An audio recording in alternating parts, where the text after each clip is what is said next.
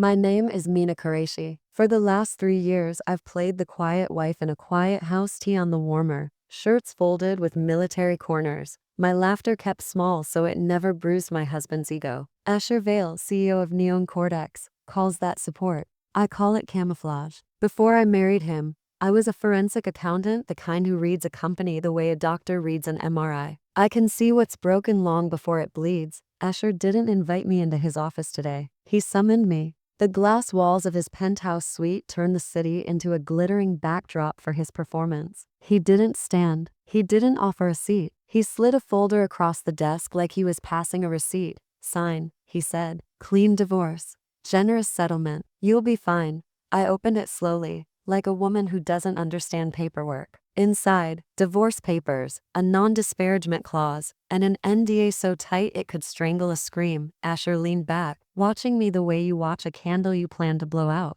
You don't have leverage, Mina. You don't work. You don't have assets. His mouth curled. You have hobbies, a garden, a cookbook collection. He said it like my brain had been replaced by spice jars, and he added, voice soft with contempt, I'm moving on. Sienna's young. She's brilliant at branding, and she doesn't ask questions. Sienna, the intern turned influencer who laughed too loudly at his jokes and too quietly at mine. My hands trembled on purpose. I let my eyes gloss over, let my shoulders fold inward. It's amazing how eager, arrogant men are to believe a woman is helpless. It saves them the discomfort of imagining her dangerous. Inside, I was counting. His empire had fingerprints everywhere. I'd collected them. 3 signatures, 2 witnesses, 1 timestamp. Asher, I whispered. I don't know what I'll do. He smiled, satisfied. You'll do what you've always done. Adapt. I picked up the pen. My ring felt heavier than grief. I signed where he pointed, neat and calm, the way I signed discharge forms at the hospital, decisive, final. Then I closed the folder, stood, and let my mouth lift just slightly. Not for him, for me. I didn't start digging when Asher said divorce. I started the first time he called my work his. Neon Cortex's breakthrough forecasting engine was built on my model's homework I did on napkins while he slept, then translated into clean spreadsheets and elegant assumptions. He'd grin, kiss my forehead, and say, you're so good at simplifying things for me. A month later, he pitched the same logic to investors as if it had crawled out of his skull, fully formed. So I kept simplifying. For myself, Asher loved control, which meant he loved systems, shared calendars, sync devices, a household expenses card with my name on it because it made him look generous. He never noticed that access is a map. He never noticed I still spoke fluent ledger. Every Tuesday while he was in back-to-back meetings, I reconciled his world. I compared vendor invoices to bank transfers. I matched travel receipts to calendar entries.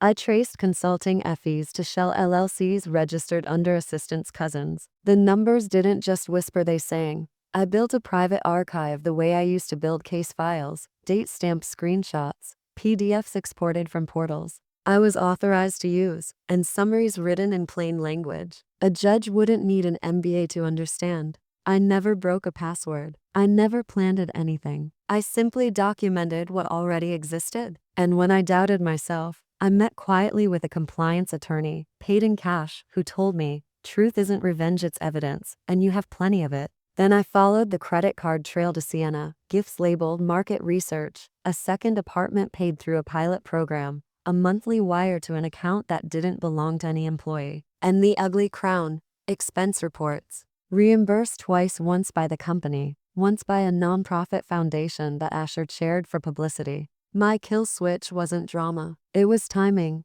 A week before the board's annual strategy meeting, Asher forwarded me a folder by mistake. His assistant was out, and he needed someone competent. In it was the agenda, the investor call schedule, and the link to upload his slides. I smiled in my empty kitchen, because the upload portal also contained the board's secure reporting channel, the place where whistleblowers don't beg, they submit. The board meeting wasn't held in a conference room. It was held in a theater. Neon Cortex rented the top floor of the Glassline Hotel, black marble, wall-to-wall windows, cameras positioned to capture the historic moment. Asher called it transparency. I called it a stage. I arrived early, wearing a simple navy dress and the same quiet face I'd worn for years. People nodded at me like furniture. The investor relations team offered me water without learning my name. Asher didn't look nervous. He looked crowned. He stood near the screen rehearsing the opening lines of his presentation, laughing with Sienna at his side. She wore white to bright, too new, and held his arm like she'd already won. When Asher saw me, his eyes flicked over my outfit with mild disdain. "Good," he said, as if I'd arrived to serve him. "Stay out of the way."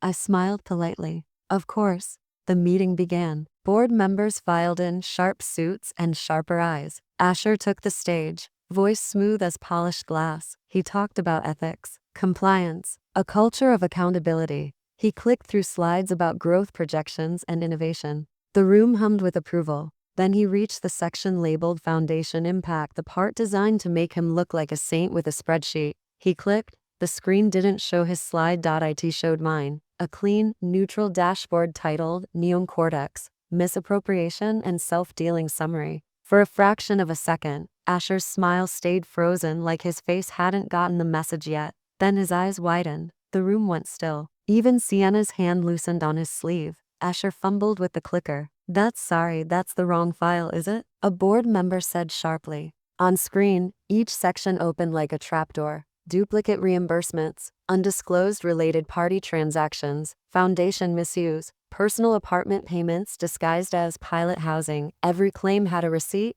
a date, a ledger entry, and a cross-reference. This wasn't gossip. It was a forensic autopsy. Asher turned, scanning the room like he could find someone to blame. His gaze hit me. I stood up calmly. "Mina," he hissed, low enough for only the front row to hear. "What did you do?" I held his eyes and spoke clearly. I told the truth. A compliance officer, one of the quiet people in the corner Asher never greeted, stepped forward. "Mr. Vale," she said, "the board has received a formal report through the secure channel. We're initiating an immediate review." Sienna backed away like the air around him had turned toxic. Asher's voice cracked. "This is personal." "She's unstable," a board member cut him off. "Sit down, Mr. Vale." And for the first time, Asher Vale obeyed someone else. Asher didn't look at me after that. He looked at the screen the way a man looks at water rising, still convinced he can talk his way out of drowning. The chair called an executive session. Cameras were shut off. Security asked Sienna to step outside. She tried to argue, then realized no one was listening to her anymore. That's the thing about borrowed power. It evaporates the second the owner leaves the room. I waited in the hallway while the board reviewed the packet I'd submitted. 20 minutes later, the compliance officer walked out and said, "Mrs. Qureshi, you may go." "Thank you." No congratulations, no applause, just the language of consequence. Asher followed, face gray. "You ruined me," he spat, but his voice had lost its shine. I tilted my head. "No, Asher, you signed every transfer. You approved every reimbursement. I only turned down the lights."